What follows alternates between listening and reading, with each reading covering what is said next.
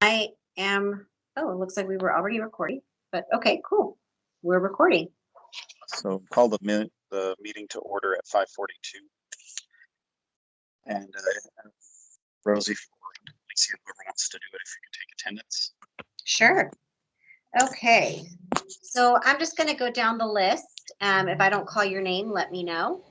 But present, we have Angel Lopez, Bob Doyle, Georgina Duran-Khan, Jason Tamura, John Childers Jr., Jose Aguilera Galvan, Rosalie Marquez, Ryan Fisher, and yeah, and that's it. Did I miss anybody's name? Nope. All right. All right. So if everybody had a chance to the special meeting for deliberations minutes, I'd like to make a motion to approve. I move. This is Rosalie. Thank I'll you. second. This is Georgina. Thank you. And do we need a vote, Rosie? Yes, all in favor, say aye. Aye. Aye. All opposed? Abstentions? I believe Angel will have to abstain because he was not at the last meeting, the February 18th meeting. Yes, I abstain. Okay, thank you so much. All right, Okay. thank you. And then I'll go ahead and take it, Rosie. Oh, no, I was going to ask Alicia if she could move up the agenda. And there's no members of the public present, right? So Correct. I don't see any members of the public participating during tonight's meeting. okay. And then no one else has any public comment to contribute amongst the members, right? No. All right.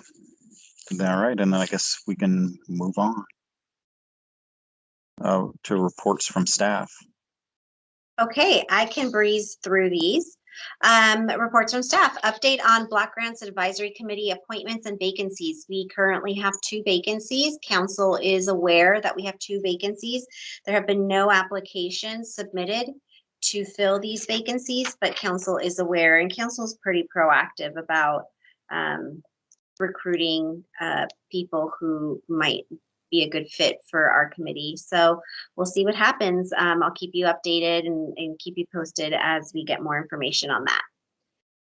As far as our Form 700, the lovely annual process of submitting your Form 700 is here. It's the deadline, I believe, is the beginning of April.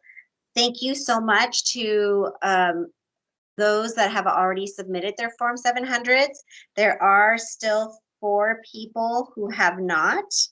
And I believe you will be getting an email from Tatash reminding you to do so. If you have any questions on that, feel free to give me a call or let me know, or Alicia, if you have any questions about the Form 700. And then updates on existing capital projects.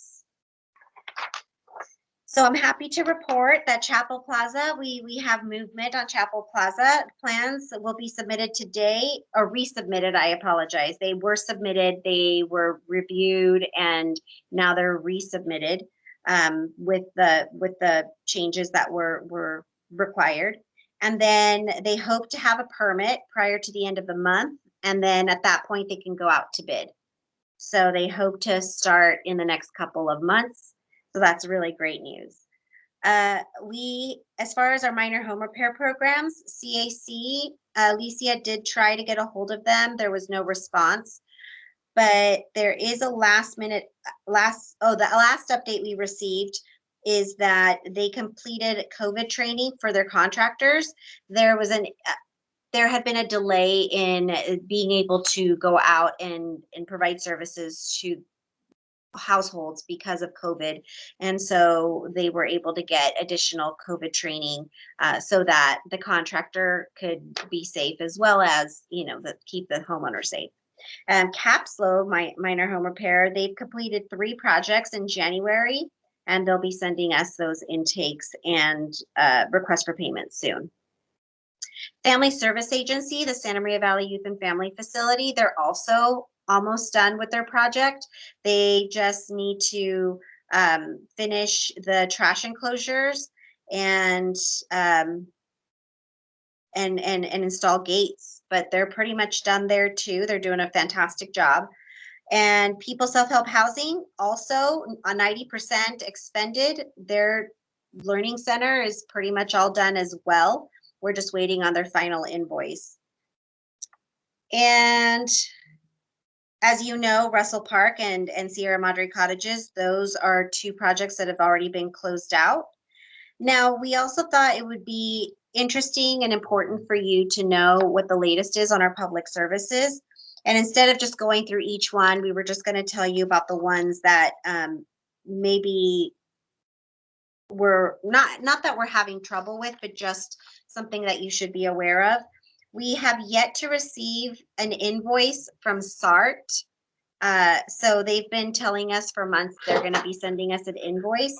And because, as you know, we've been having some issues with them in the last couple of years with them submitting the proper documentation to receive reimbursement.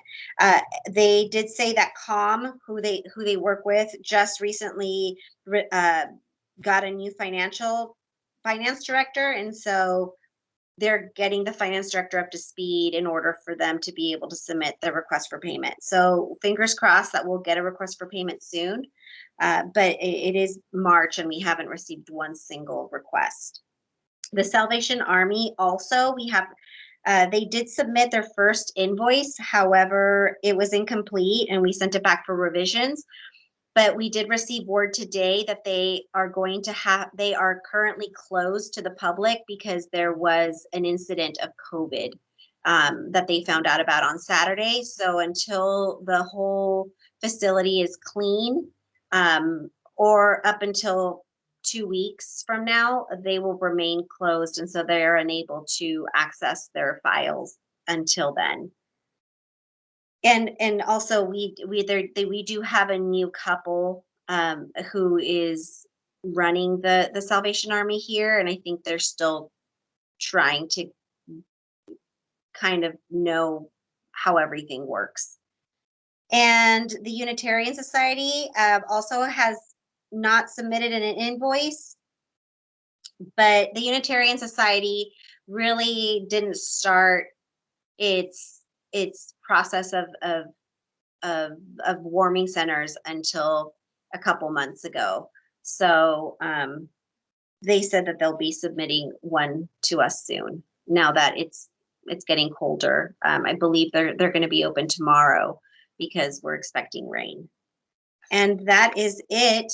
I did also want to go circling back slightly to the Salvation Army, just a friendly reminder that even though our meetings are public and everything we do and say is public record, please be cognizant that some of the information that we provide is definitely meant to inform you and to help you make better recommendations, but at the same time, just be careful about who you discuss things with. The Salvation Army in letting us, they actually called to let us know that they were going to be closed for a bit because of the COVID outbreak. But they did say that someone from the committee told someone who's part of the board at the Salvation Army that they missed the deadline to apply and they haven't been potentially doing the best job, and she said they got reprimanded because somebody from the committee said that they were told that they weren't doing a great job and they had missed deadlines. So we definitely communicate with our subrecipients, but we try to be a little nicer about it. And she made it sound like this board member who spoke with a committee member wasn't so nice. That's just, she just said that they got yelled at. So I'm not sure what that means exactly, but just something to keep in mind. And that is it for item number 5. If anybody has any questions, I'm happy to answer them.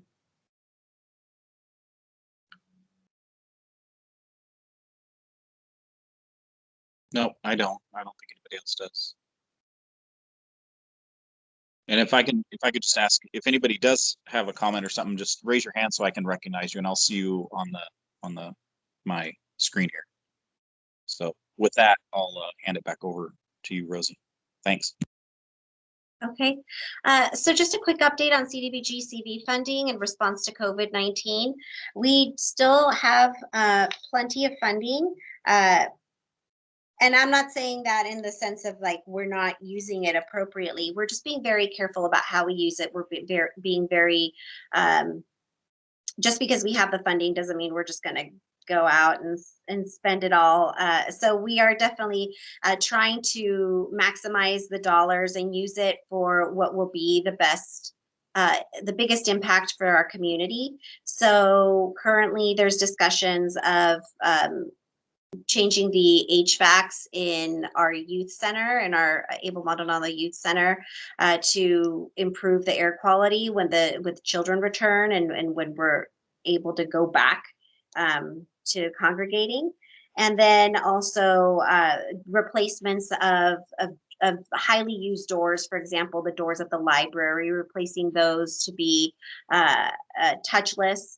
One, it'll allow for less contact on surfaces, and 2, it will also accommodate the ADA compliance aspect. So it's a win-win on both ends. Then the money we did set aside for our emergency rent assistance, we're going to hold off in offering that funding right now because the county received over $13 million in funding for emergency rent assistance. And that's separate from the state's funding of emergency rent assistance. So there's quite a bit of money out there and it has to be expended. Most of it needs to be expended by September. So they are currently offering rent assistance to everyone in the county that qualifies.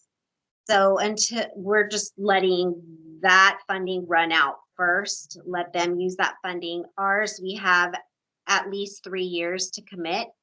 So we have a little more wiggle room and then their funding. So that's what we're doing with our emergency rent assistance funding at this time. Does anybody have any questions?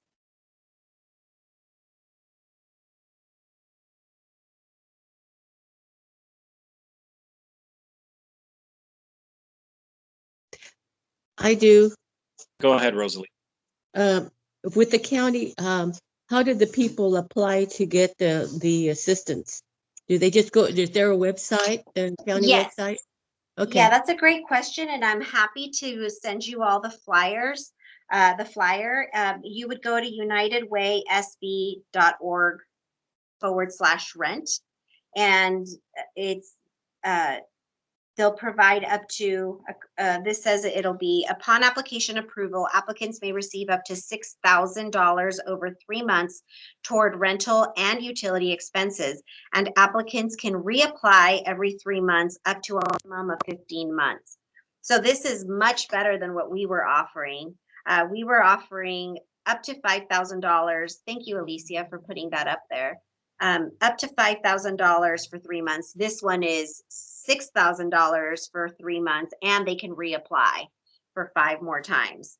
So it's a really, they have the funding, so they're able to offer it. And in some ways, this funding is a tad bit more flexible.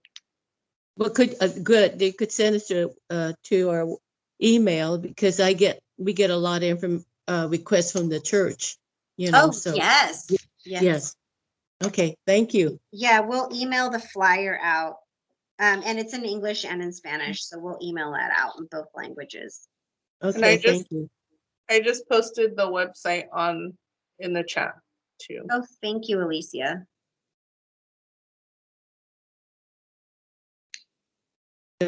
Let me put my hand down. Okay. All right.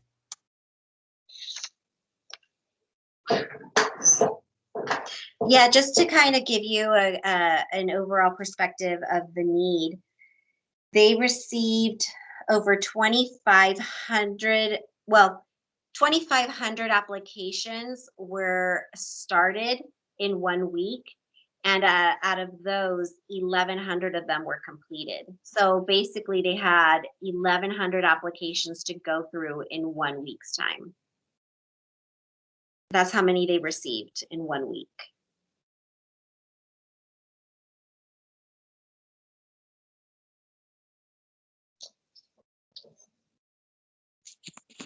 Thank you. So do we want to move on to Sure. number 7? Sure, we can move on to number 7. So the recap for deliberations process, I wanted to, well, one, let you know that I'm so glad we adopted contingencies because last week we received our final allocation amount. Our final, and Alicia, I'm gonna share my screen if that's okay. The final allocation here it is. Can you all see the final allocation? I have 2 screens up, so I'm not sure which one's. It's a little small. Okay, let me try to make it bigger here.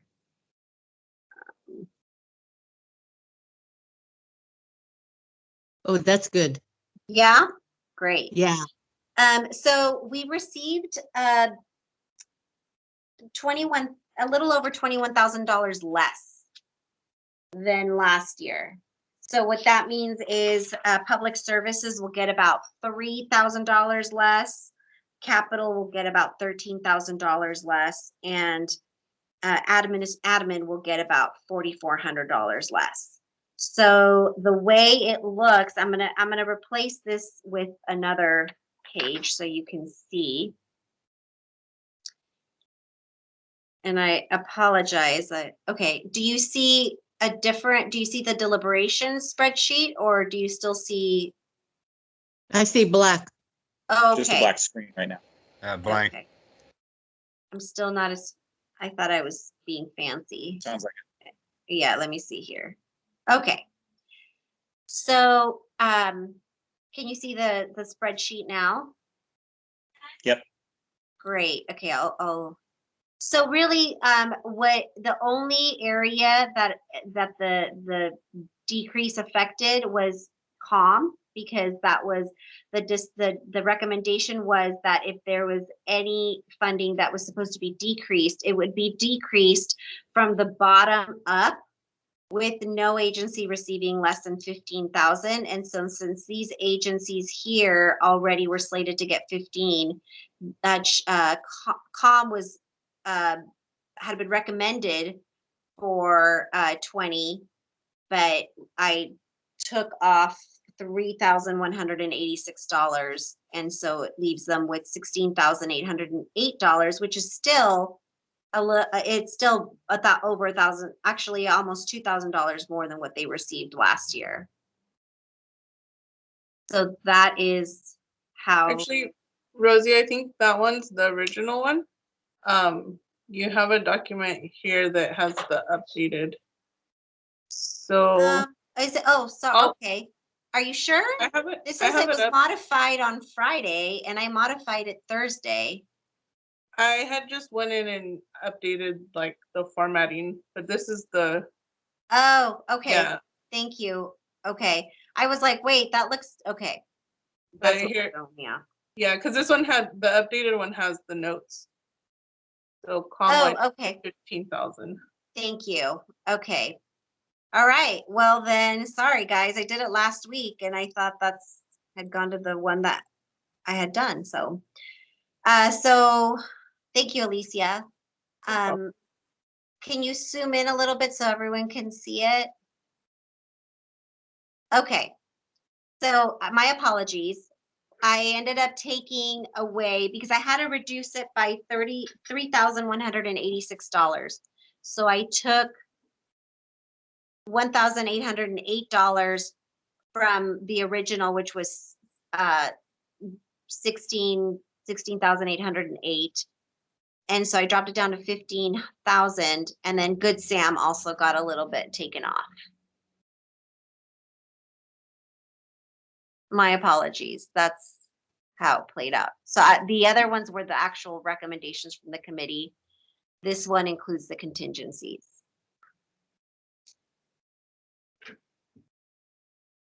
Does anybody have any questions on it?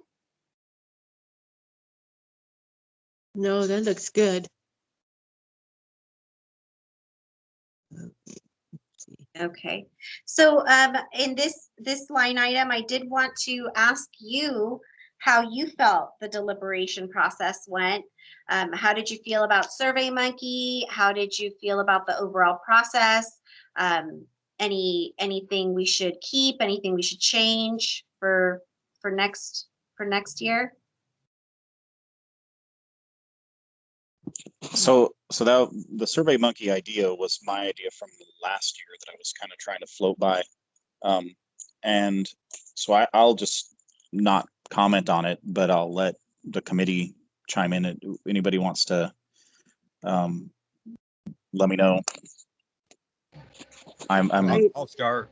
Yeah, I like that idea, and I like the way we all just got down to the nuts and bolts of the people we really wanted to help this year. I just thought it worked out well. Thanks, John. Anybody else?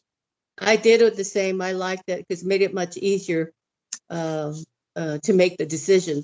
And so, yes, I approve with the SurveyMonkey. Anybody else?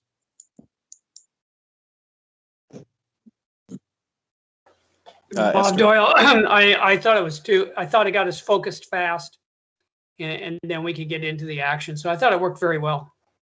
Right. Esther, I see your hand up. Yeah. Can you hear me now? Yes. Okay, yes, I love the SurveyMonkey. In fact, it would be a great idea. We do this every year, the SurveyMonkey. It worked out perfect, I thought, in my opinion. Great. Thank you. Anybody else?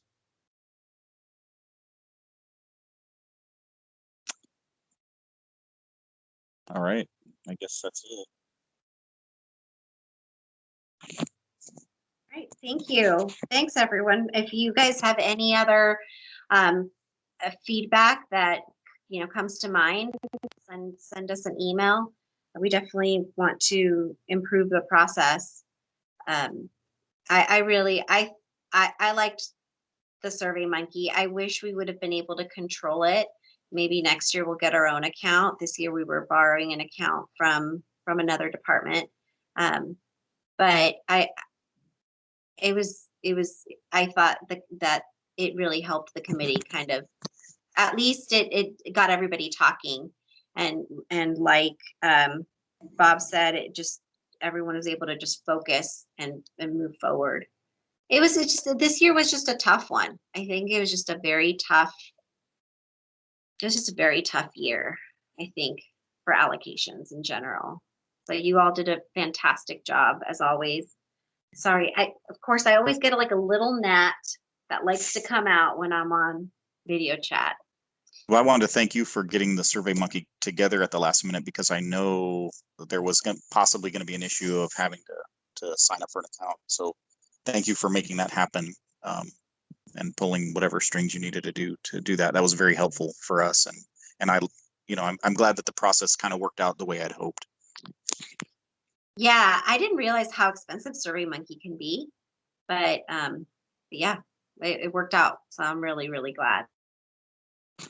Can I ask was there any agency feedback about the SurveyMonkey process or our deliberations, with regard to like their input on how they felt it went? Like, did you get any feedback from them?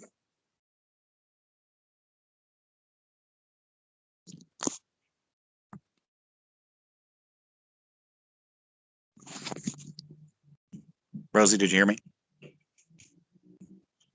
Can you hear me Can you hear? right? I can now, yeah. Okay, Rosie got kicked out, so she's gonna rejoin. Oh, okay. But as far as the survey, I don't believe we did. Okay.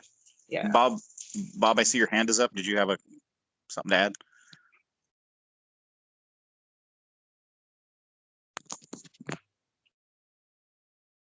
You're still muted, Bob, if you were trying to. Yeah, I'm talking to myself, like usual. We had a lot of communications, right? The day before, and there was retractions and additions, and it really made it confusing. And I think it really came because we were on a couple other lists. So we got our stuff, specifically to us, and then we started getting these other things. So maybe we could take us off that distribution list just before the we have to get together, so it doesn't get so confusing, because I think that's why some people had trouble signing on, because all those were floating around. But otherwise, I thought it was great. I don't think we've ever done it that fast, actually. So yeah, that was kind of my hope, because I feel like a lot of times for certain meetings, for when we go into deliberations, I kind of feel like there's a lot of posturing, and people are really just trying to basically demonstrate to the agencies that we do take their applications seriously, which is certainly the case. But I think sometimes it comes out through long drawn out, discussions but I think in reality, most of us have made our decisions about what we think should be the top agencies. And that's kind of what I was hoping to hash out by doing the Survey Monkey thing. So I'm glad it worked out this year, and then maybe next year it'll be even smoother. So thanks.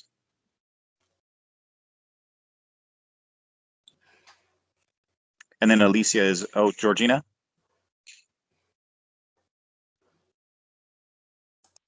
Georgina, shows that you're muted still.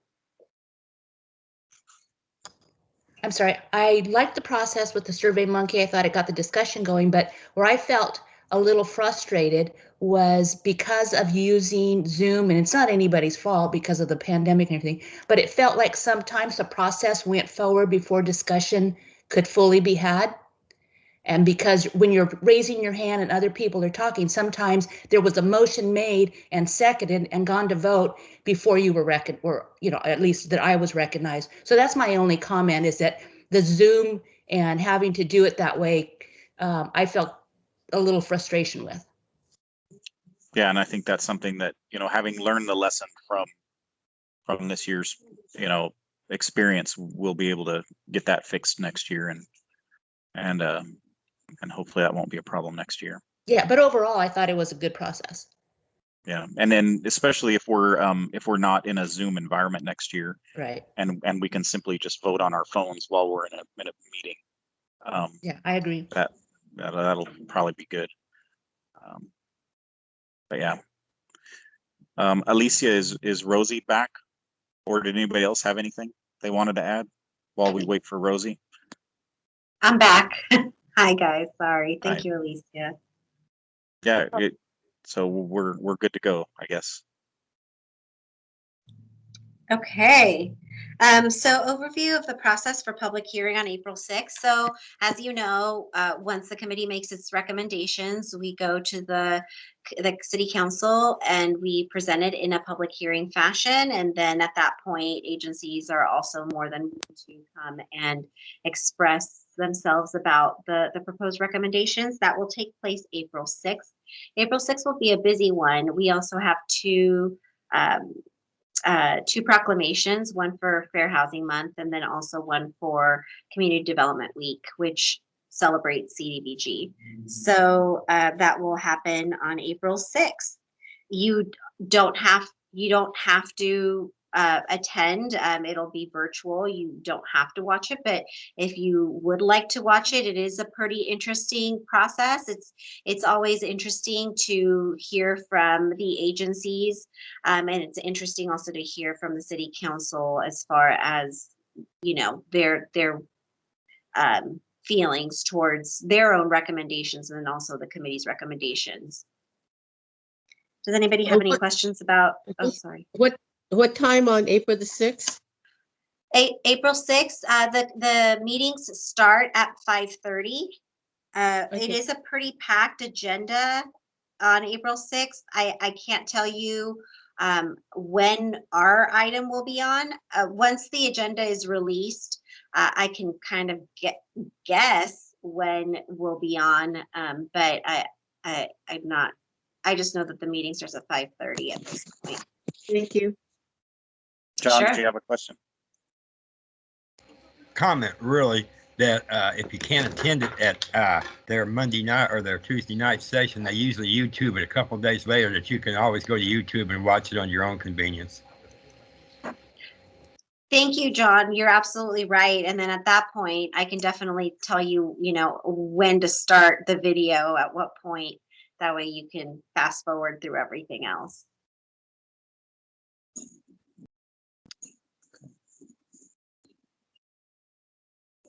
Okay, moving on to the COVID-19 Community Needs Assessment Survey. So this survey is out now. It's live. If you have not had a chance to fill it out, it takes about 15 minutes, 15 to 20 minutes. It just depends. Each person's slightly different, but it's very similar to the needs assessment we sent out 2 years ago. We did add a few extra questions for COVID purposes.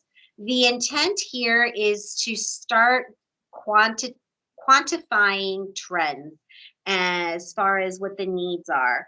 So we would like to, at some point, look at what it was like before COVID, what it's like during COVID, and what it could potentially be like, or what it will be like once everyone's vaccinated.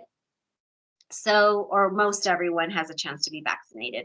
So our goal is to have another needs assessment survey sometime in July, right before the committee starts to look at the needs for the upcoming fiscal year.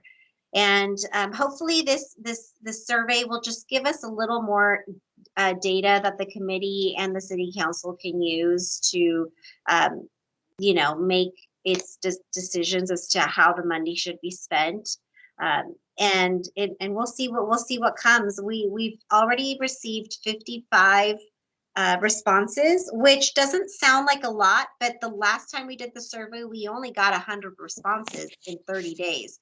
And this survey has been out for 5 days and we already have 55 responses. So I'm pretty hopeful we'll be able to at least get more than 100 responses. And some of the COVID answers are really interesting. And I think it puts it in perspective a little bit more. And I think it also justifies some of the committee's decisions as to how the funding has been recommended to be allocated. So it's just another tool for the committee to use and for city council to use to make its decisions on how CDBG funding should be spent. Does anybody have any questions about the survey? Georgia, Georgina, I see your hand is still up. Did you have a question or a comment?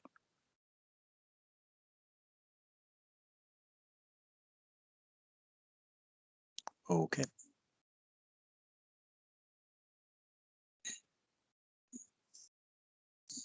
Oh, Georgina, I think you're muted. Are you? Is it still showing as up? Yes. Yeah, your hand is up. Yeah, I clicked it twice to say lower hand and it's down now, It's so not. you're good to go. Yeah. okay. Sorry. No problem. Anybody else have anything? All right, I guess not.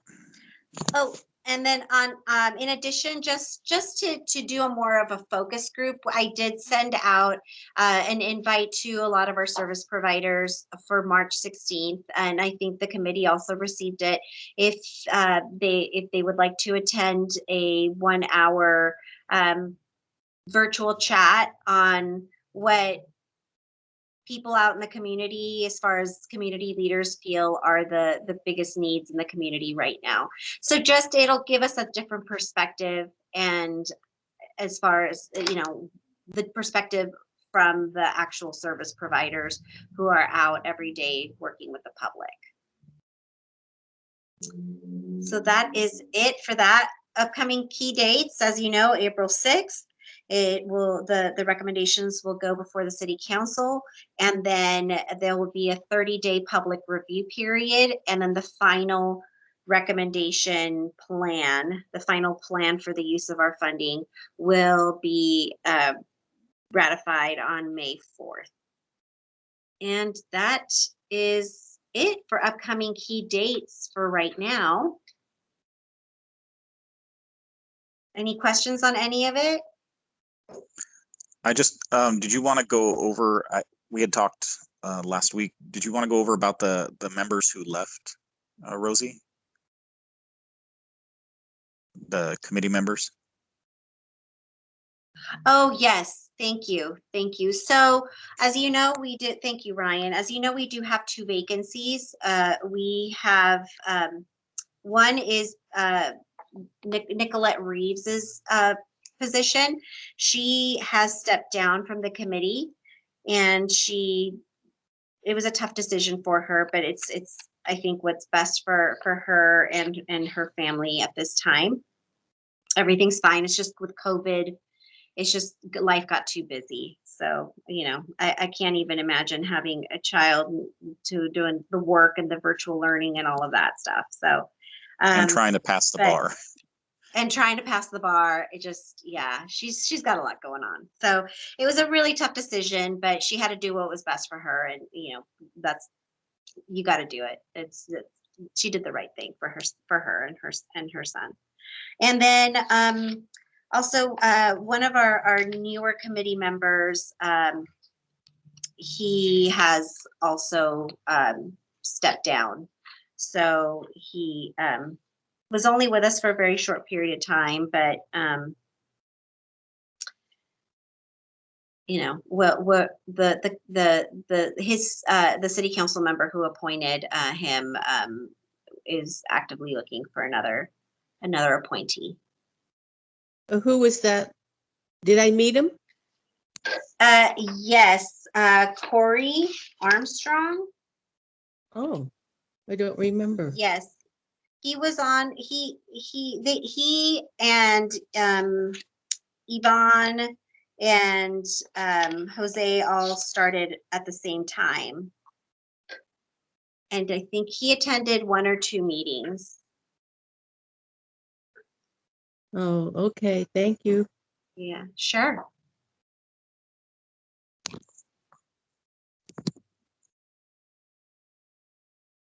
And then did anybody have any reports from committee members? No. All right. And you've already covered proposed agenda. Have we covered proposed agenda items for the next meeting, Rose?